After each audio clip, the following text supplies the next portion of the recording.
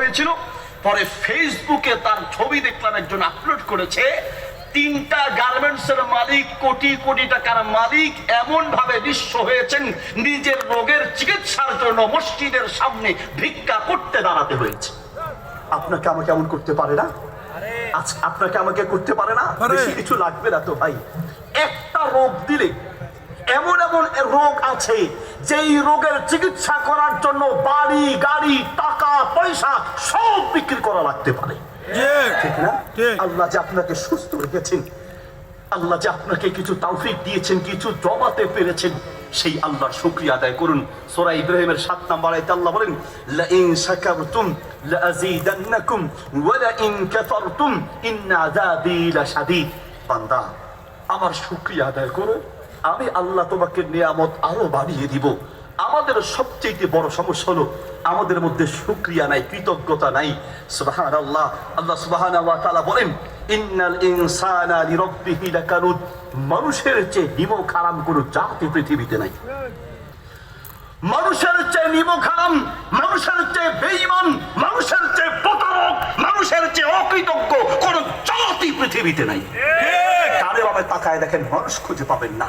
আমি তো মানুষ চালাই, আমার মাদ্রাসায় আলহামদুলিল্লাহ প্রায় 70 থেকে 80 জন শিক্ষক আমার দায়িত্বে চলে। আমার গার্মেন্টসের বিজনেস থেকে শুরু করে বিভিন্ন সময় মানুষ চালাতে হয়। মানুষ চালানোর অভিজ্ঞতা থেকে বলছি, ডানে বামে তাকায় দেখেন, মানুষ খুঁজে পাবেন না। মানুষ যার জন্য জীবন বাজি রেখে করেছেন, যাকে নিজের জীবন বাজি রেখে বড় করেছেন, যাকে আপনি সাঁতার কাটা শিখিয়েছেন, সে আপনাকে ডুবাতে চাইবে। যাকে আপনি ড্রাইভিং শিখিয়েছেন, সেই আপনাকে অ্যাক্সিডেন্ট করতে চাইবে। মানুষ খুঁজে পাবেন না। ইত্তাকি শাররা মান আহসানতা ইলাইহি, ইত্তাকি শাররা মান আহসানতা ইলাইহি। যার প্রতি কৃতজ্ঞ করেছো, কৃতজ্ঞ যার প্রতি অনুগ্রহ করেছো, তার লাঠি খাওয়ার জন্য প্রস্তুত থাকো। কোথায় পাবেন মানুষ? কৃতজ্ঞশীল মানুষ খুঁজে পাওয়া যায় না। আর আমরা যে কত বড় অকৃতজ্ঞ। ফেনী শহরে আমার একটা মাদ্রাসা আছে, আমার 2 নম্বর ইউনিট বা 2 নম্বর শাখা। সেখানে গত 2 বছর আগে বাচ্চাদেরকে আনন্দ দেওয়ার জন্য একটা ইন্দোনেশিয়ান বিড়াল রেখেছিলাম।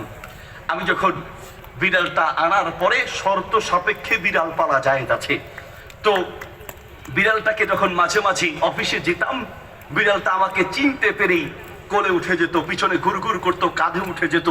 একটা বিড়াল তার মালিক চিনে, একটা গরু তার মালিক চিনে, একটা ছাগল তার মালিক চিনে, একটা পশু জানোয়ার তার মালিক চিনে।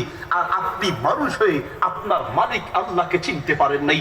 আপনার চেয়ে নিমক হারাম পৃথিবীতে কেউ হতে পারে না। ফজরের নামাজের সময় আপনাকে খুঁজে পাওয়া যায় না। আপনি কত বড় অকৃতজ্ঞ আপনি জানেন? নামাজ পড়ছেন ভাইয়া? হ্যাঁ পড়েছি। কোথায়? কম্বলের তলে। নামাজ পড়ছে? হ্যাঁ পড়ছি। কি কর? বিশেষ করে ফজরের নামাজ পড়ছেন নি কাকা? পড়ছি। কোথায়? কম্বলের তলে।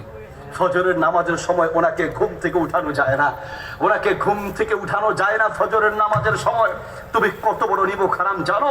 রাতে ঘুমাতে গেলে রাতের 10টা 11টা 12টা 1টা 2টা 3টা 4টা 5টা পর্যন্ত প্রায় 8 ঘন্টা আল্লাহ আপনাকে আরাম করে ঘুম বানিয়েছেন। আল্লাহ চাইলে সারা রাত ঘুমাতে না দিয়ে আপনাকে হসপিটালে পাঠাতে পারতো। একটু ব্রেইনটা ঘুরাই দিত, পাবনায় মানসিক হসপিটালে যাওয়া লাগতো, পেটে ডিস্টার্ব শুরু করে দিত, বাথরুমে যাওয়া লাগতো, স্ট্রোক করাই দিত, হসপিটালে যাওয়া লাগতো। আল্লাহ বলেন, না বান্দা, আমি আল্লাহ দয়া করে তোমাকে ঘুম বানিয়েছি। ওয়াজআলনা নাওমাকুম সুবাতা। আল্লাহ বলেন, আমি তোমাকে ঘুম দেই। আমি ঘুম দেন আল্লাহ। পৃথিবীর মানুষের হাতে ঘুম নাই। যদি থাকতো ঘুমের ঔষধ খাওয়া লাগতো না। ঘুমের ঔষধ খেয়ে পর্যন্ত ঘুমাতে পারে না। আল্লাহ বলে, পৃথিবীর মানুষের হাতে ঘুম নাই। আমি আল্লাহ তোমাকে দয়া করে ঘুম বানিয়েছি। যেই আল্লাহ আপনাকে দয়া করে ঘুম বানিয়েছেন, 7 থেকে 8 ঘন্টা যেই আল্লাহ আরামের ঘুম দিয়েছেন, ওই আল্লাহর জন্য শুধু 20 মিনিট ফজরের নামাজের টাইমে নামাজ যদি পড়তে না পারেন, আল্লাহ আপনাকে 8 ঘন্টা দিয়েছে। আর আল্লাহর জন্য যদি 20 মিনিট নামাজ পড়তে না পারেন, আপনি মানুষ হতে পারেন নাই। আপনার চেয়ে নিমক হারাম কেউ হতে পারে না, ঠিক কিনা? জানি না আমি কিভাবে বললে আপনি বুঝবেন, কিভাবে বললে যে আপনি বুঝবেন, কোন শব্দ আর বাক্য দিয়ে বললে যে আপনি বুঝবেন আমার জানা নাই। আপনি যে সুস্থ আছেন, আজকে টাকার বান্ডিল নিয়ে আপনি কিছু টাকা হলেই জায়গা কিনে রাখেন, কিছু টাকা হলেই ব্যাংকে রাখেন। হুজুর জায়গা কিনছি, টাকা তো নাই, জায়গা জমি আছে, মনে করছেন জায়গা জমির যাকাত দেয়া লাগবে না। যেই জমি ফসল ফলানোর জন্য কিনা হয়,